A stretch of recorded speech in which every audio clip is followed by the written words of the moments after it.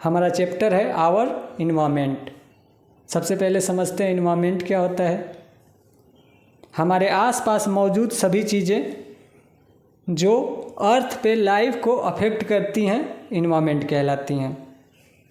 हमारे आसपास क्या क्या चीज़ें मौजूद हैं? Soil, water, river, mountain, forest, जितना भी फिजिकल इन्वायरमेंट है, और ह्यूमन, एनिमल्स, बर्ड्स, ये हमारे आसपास मौजूद है और ये सब मिलके क्या बनाते हैं? इन्वायरमेंट बनाते हैं। अगर सिंपली कहें तो environment means our surrounding around us. हमारे आसपास मौजूद सभी चीज़ें मिलकर वातावरण बनाती हैं।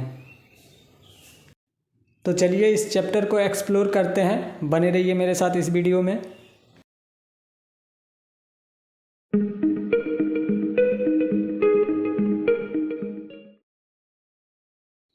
इकोसिस्टम दो वर्ड से मिलकर बना है, eco and system. Eco means living things and system, living things का सिस्टम। किसी भी पर्टिकुलर एरिया में रहने वाले लिविंग थिंग्स कैसे एक दूसरे के साथ इंटरेक्ट करते हैं और नॉन लिविंग ऑर्गेनिज्म के साथ इंटरेक्ट करते हैं, इकोसिस्टम कहलाता है।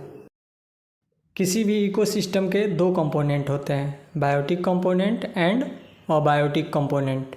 बायोटिक कंपोनेंट में लिविंग ऑर्गेनिजम्स आते हैं एंड अबायोटिक कंपोनेंट में नॉन लिविंग्स आते हैं। लिविंग ऑर्गेनिजम्स के एग्जांपल हैं animals, birds, plants, grass etcetera. Non living water, soil, mountain, river etcetera. किसी पर्टिकुलर एरिया के लिविंग्स और नॉन लिविंग्स के बीच के इंटरेक्शन से जो सिस्टम बनता है उसे इकोसिस्टम कहते हैं। इकोसिस्टम का बेस्ट एग्जांपल है गार्डन। गार्डन में अलग अलग प्रकार के living organisms and non living organisms होते हैं जो एक दूसरे के साथ इंटरेक्ट करते हैं और एक इकोसिस्टम तैयार करते हैं। हमारे आसपास बहुत सारे इकोसिस्टम एग्जिस्ट करते हैं, जैसे पॉन्ड। हम अपने घरों या ऑफिस में जो एक्वेरियम रखते हैं ये भी एक इकोसिस्टम है। फॉरेस्ट इकोसिस्टम अलग होता है, ग्रासलैंड इकोसिस्टम अलग होता है, रिवर इकोसिस्टम अलग होता है, पॉन्ड इकोसिस्टम अलग होता है। इस तरीके से किसी पर्टिकुलर एरिया के लिविंग्स और नॉन लिविंग्स मिलकर एक इकोसिस्टम तैयार करते हैं। क्लियर है? आगे बढ़ें। पिछले क्लासेस में आपने प्रोड्यूसर, कंज्यूमर और डिकम्पोजर के बारे में पढ़ा होगा, तो बताइए प्रोड्यूसर्स कौन होते हैं? प्रोड्यूसर ऑटोट्रोप्स होते हैं। अब ये ऑटोट्रोप क्या होता है? ऑटोट्रोप्स उन्हें कहते हैं जो सनलाइट के हेल्प से अपना फूड खुद बना लेते हैं, उन्हें ऑटोट्रोप्स कहा जाता है। जैसे ग्रीन प्लांट एंड ग्रास, ये सनलाइट के हेल्प से अपना फूड खुद बना लेते हैं, इसीलिए इन्हें ऑटोट्रोप्स कहा जाता है। और जितने भी ऑटोट्रोप्स होते हैं वे प्रोड्यूसर्स होते हैं। क्लियर?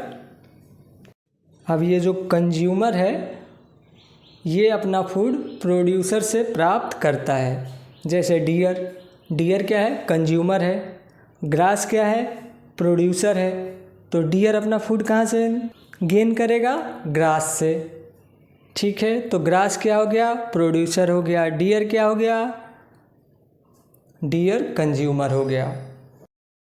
अब ये जो कंज्यूमर और प्रोड्यूसर हैं, जब इनकी डेथ हो जाती है तो इनके बॉडी को सड़ाने का काम डिकम्पोजर करता है और इनके बॉडी को सड़ा के मिट्टी में मिला देता है और उसी मिट्टी में प्रोड्यूसर पैदा होता है।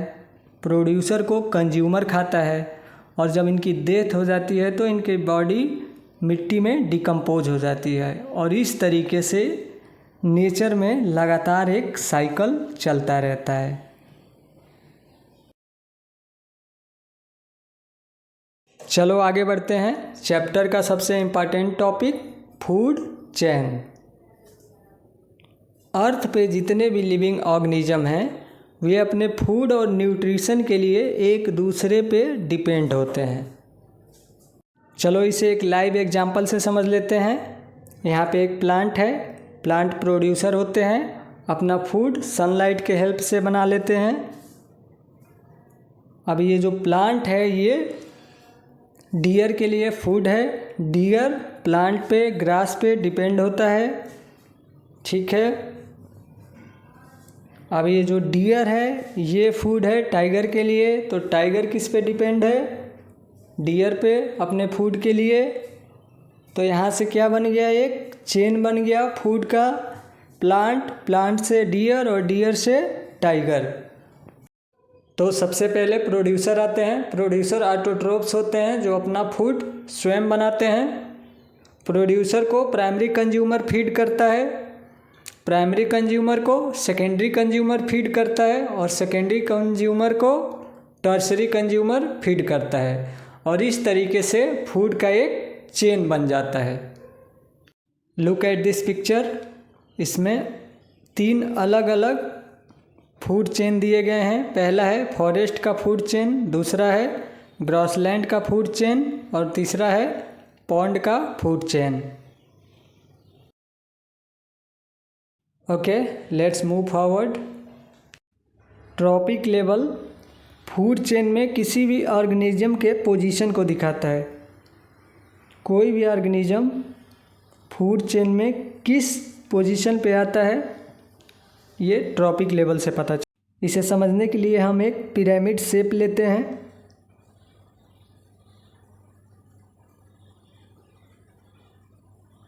जो सबसे फर्स्ट बॉटम लेवल होता है, प्रोड्यूसर होता है, उसके ऊपर प्राइमरी कंज्यूमर आता है, प्राइमरी कंज्यूमर के ऊपर सेकेंडरी कंज्यूमर आता है और सेकेंडरी कंज्यूमर के ऊपर टर्सरी कंज्यूमर आता है।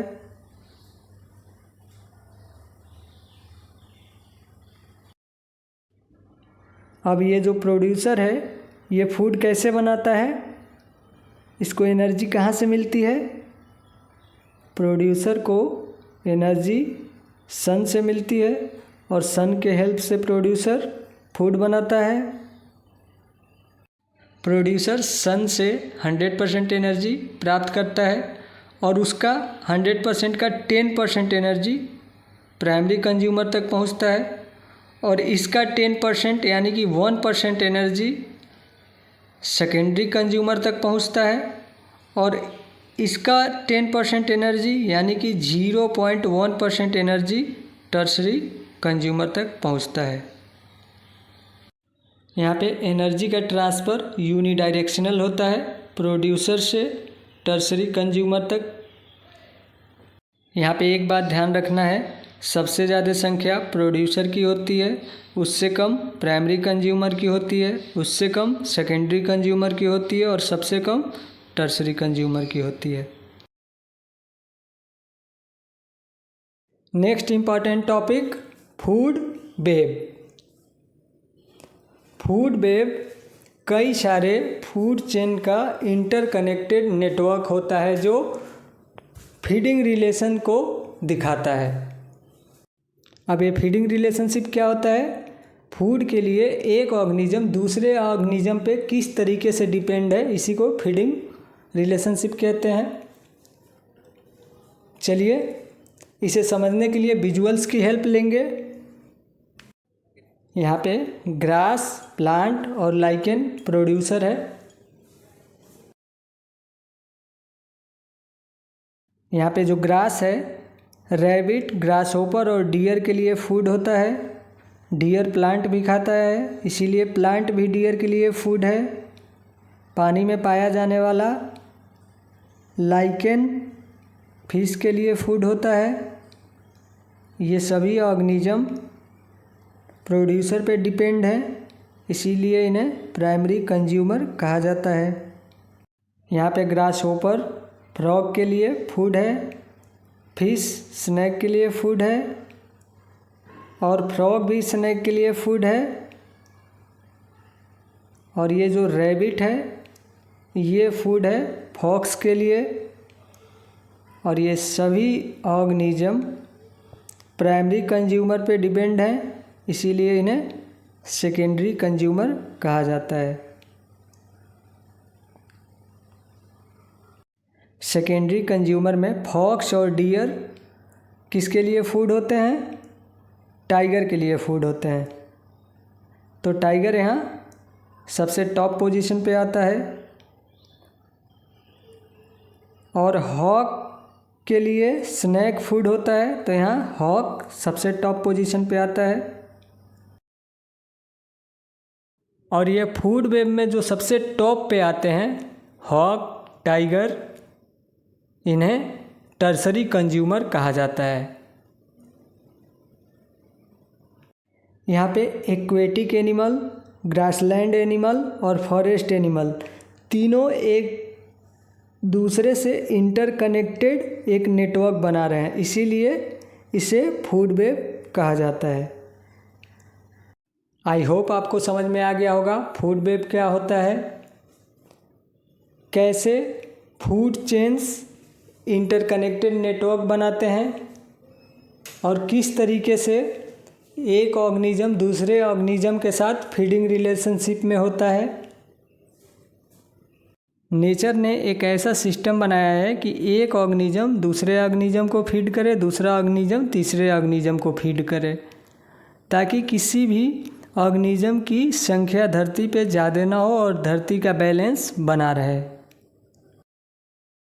अब समझते हैं किसी भी इकोसिस्टम में एनर्जी का फ्लो कैसे होता है। अर्थ पे एनर्जी का सबसे बड़ा सोर्स क्या है? अर्थ पे एनर्जी का सबसे बड़ा सोर्स है सनलाइट। सनलाइट से एनर्जी प्रोड्यूसर को मिलता है, प्रोड्यूसर से एनर्जी हर्बीवोर्स को मिलता है, हर्बीवोर्स से एनर्जी कार्निवोर्स को मिलता है, कार्निवोर्स से एनर्जी टॉप कार्निवोर्स को मिलता है। ये है flow of energy in ecosystem. इस तरीके से एनर्जी का फ्लो होता है किसी भी इकोसिस्टम में। चलो बताओ कैसे ह्यूमन एक्टिविटी हमारे इन्वायरमेंट को अफेक्ट करती है।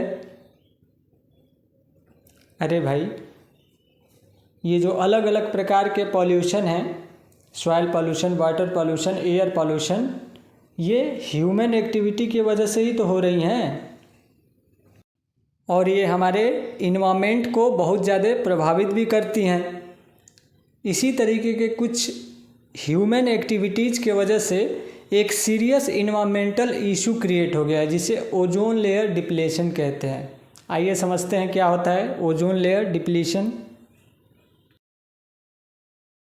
ओजोन लेयर हमारे एटमॉस्फेयर की एक परत है जो ऑक्सीजन के 3 एटम से मिलकर बनी होती है, जिसे O3 कहते हैं, और ये फिल्टर का काम करती है।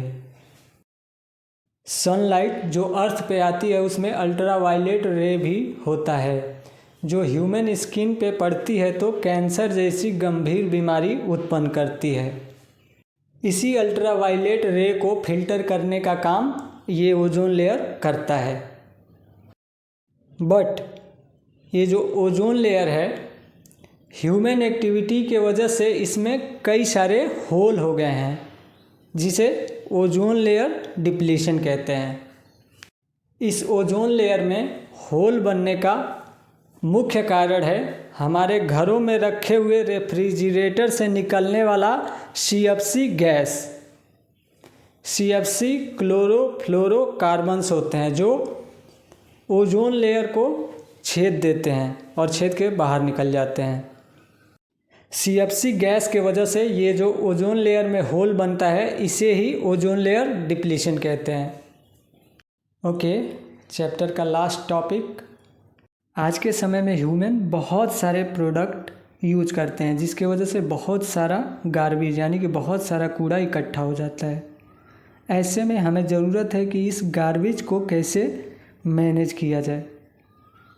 इसके लिए हम गार्बेज को 2 पार्ट में क्लासिफाइड करते हैं। पहला है बायोडिग्रेडेबल, यानी कि वे गार्बेज जो इन्वायरमेंट में आसानी से सड़ जाएं, गल जाएं, जैसे food item, paper, cotton etcetera. दूसरा होता है नॉन बायोडिग्रेडेबल, जो गार्बेज इन्वायरमेंट में सड़ता गलता नहीं है, जैसे प्लास्टिक, ग्लास और इलेक्ट्रॉनिक वेस्ट। चूँकि नॉन बायोडिग्रेडेबल मटेरियल इन्वायरमेंट में आसानी से सड़ते गलते नहीं हैं, तो इसे मैनेज करने के लिए हम 3 स्टेप्स लेते हैं: रिसाइकल, रीयूज एंड रिड्यूस।